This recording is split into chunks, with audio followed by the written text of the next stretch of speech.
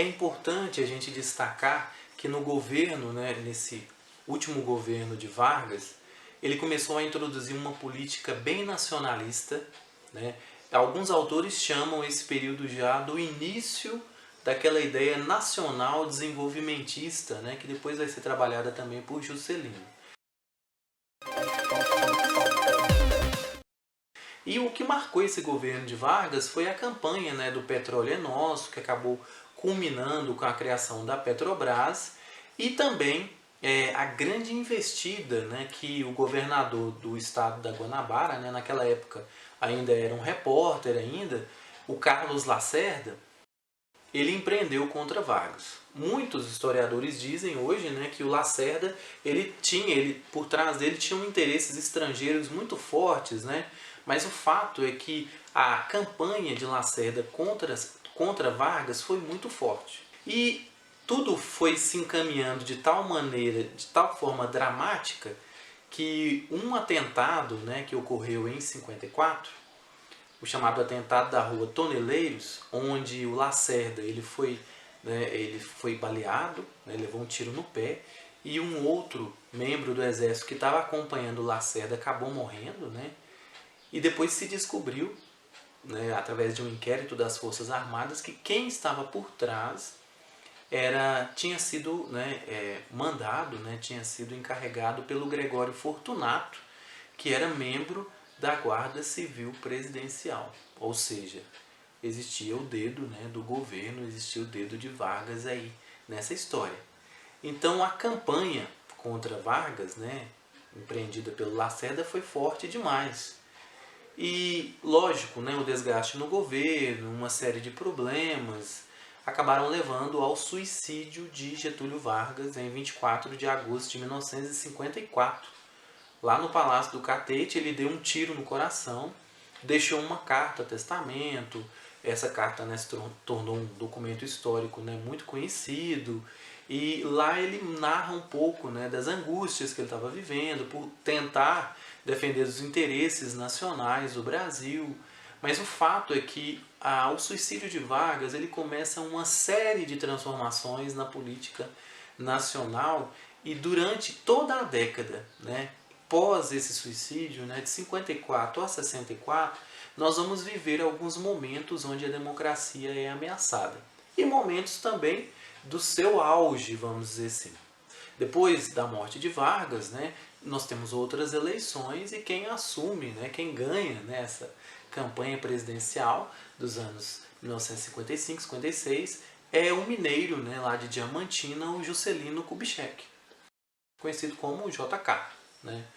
A campanha do Juscelino, ela, apesar de ter, né, vários motes, ela tinha vários objetivos, mas ela foi em cima da promessa, né, de construção de uma capital federal para o Brasil no Centro-Oeste, né, que já era inclusive previsto, né, desde a implantação da República, né, que deveria haver um espaço destinado à construção de uma capital federal. Né. O Brasil já teve outras capitais, já tinha tido, né, Salvador, o Rio de Janeiro na época ainda era a capital, né, mas eram regiões próximas, né, do litoral para facilitar a comunicação. Agora os tempos eram outros, né, e JK, né, Juscelino, acaba sendo eleito, né, e começa essa construção de Brasília, que é construída num tempo recorde de 3 anos. Não foi fácil, né? Milhares de trabalhadores vindo de várias regiões, principalmente da região norte e nordeste, né? Eles desembarcaram no centro-oeste, naquele cerrado, né? Aquele clima extremamente difícil, né? Quente, e lá eles tiraram do chão, né? Graças a um projeto do Oscar Niemeyer e também do Lúcio Mauro, né, uma obra fantástica que foi Brasília. Né? Os chamados candangos, né, eles ficaram conhecidos como candangos, eles literalmente deram suor e sangue para construir Brasília. E JK, o período do governo dele foi muito marcado por essa ideia assim, desenvolvimentista mesmo, e nacional. Ele tinha um chamado plano de metas, que era desenvolver educação, as indústrias de base. Né? O governo dele foi muito marcado, né, pela entrada de grandes empresas automobilísticas no Brasil. Ele desenvolveu muito esse setor de de automobilismo e também construiu muitas estradas. Logicamente que à custa de muitos empréstimos. A própria Brasília também foi construído, né, à custa de muitos empréstimos feitos aos Estados Unidos e logicamente que o preço era muito alto e ele começou a ser cobrado de certa forma, né? Já no final do governo dele já se percebia uma inflação mais alta, que aquela burguesia, aquela nova classe média que tinha surgido, ela concentrava muito capital, a maioria da população não experimentou esse boom econômico, né? Esses anos dourados eles não foram para todos os brasileiros, infelizmente. E o cinema, naquela época, a literatura, né, denunciava um pouco isso. Né? O João Cabral de Melo Neto mesmo, ele escreveu Morte e Vida Severina, onde ele narra a história, né, de um retirante que sai do Nordeste em busca de melhores condições de vida. E, ao mesmo tempo, o Brasil ele já mostrava sinais, manifestações fortes mesmo, contra, né, o grande acúmulo de capital. Né? As ligas camponesas, que foram grupos que surgiram, né, no interior do Nordeste, em outras partes do Brasil, defendiam a necessidade de uma reforma agrária.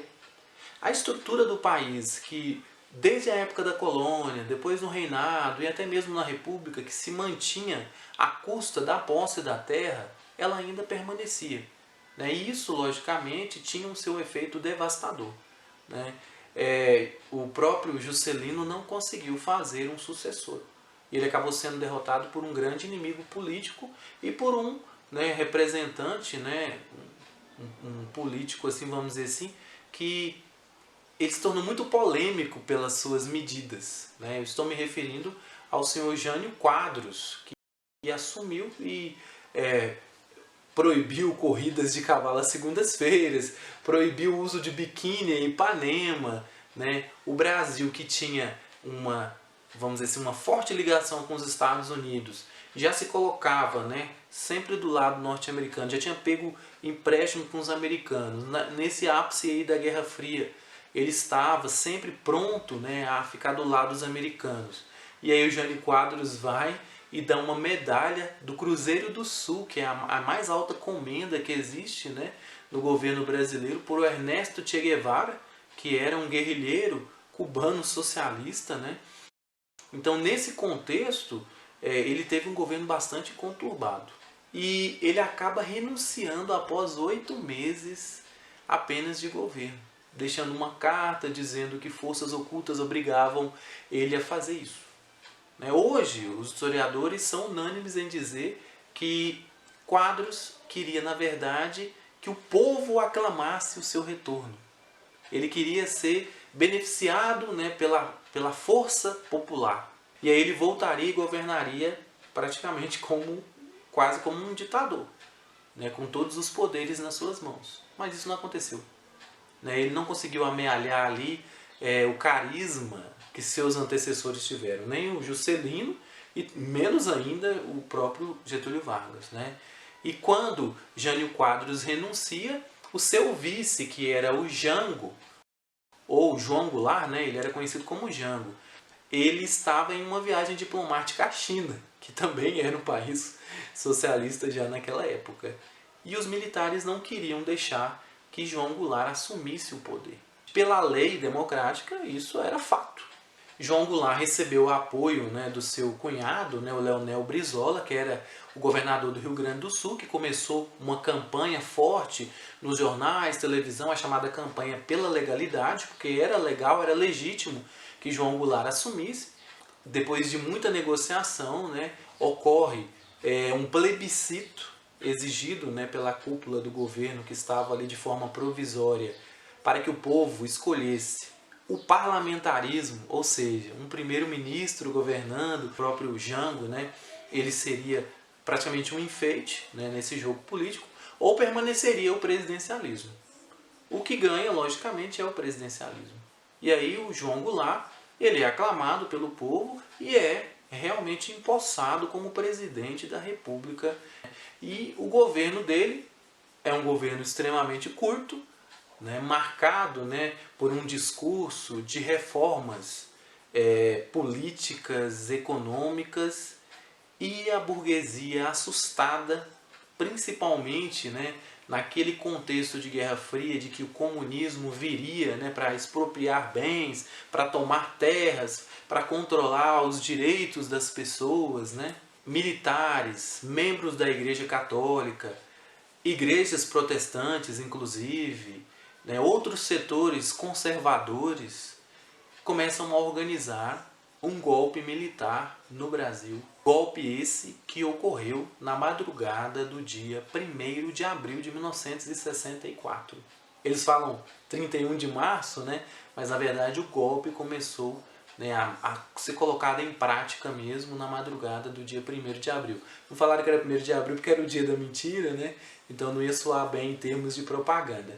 Mas ali começava a trajetória, né, de um regime extremamente violento, balizado pela censura, pela tortura, né, por um controle total, né, do direito de ir e vir dos brasileiros. Regime esse que perduraria por 21 anos, só terminaria oficialmente em 1985.